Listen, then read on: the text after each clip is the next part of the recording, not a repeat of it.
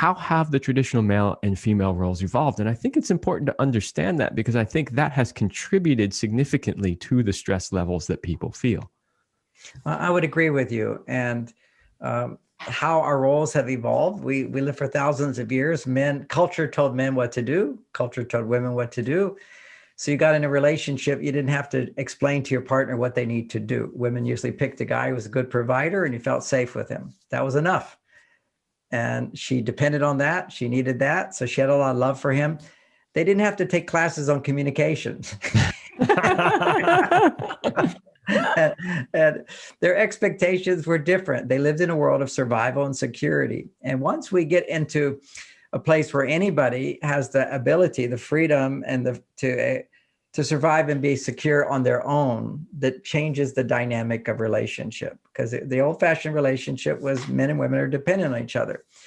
And quite often, people who are young, they pick up a lot from men are from Mars, women are from Venus. But it's really when you get in a relationship where you're dependent on your partner, or you have children even, boy, you really see the dynamics of men are from Mars, women are from Venus showing up. Because that's a real relationship where you're dependent on each other for something.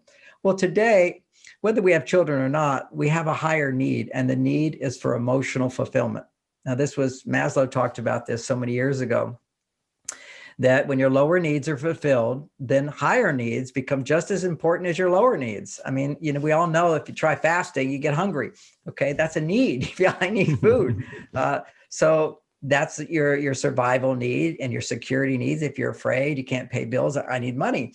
This is really strong needing. Well, actually, when your consciousness is higher, which is what's happened today, evolution has taken place. A higher need is there in our culture, and that is the need for emotional fulfillment. And so the priority in our relationships is emotional fulfillment. And so we have to learn new skills for that. If you've enjoyed this clip and want to listen to the full episode, go to the Love Lab podcast, episode 156, How to Cope with Stress in Relationship.